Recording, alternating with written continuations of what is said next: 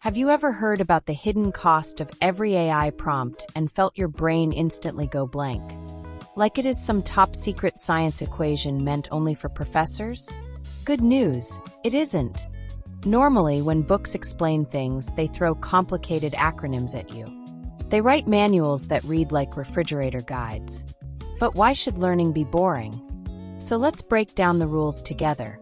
At its core, the hidden cost of every AI prompt works like friendly messengers.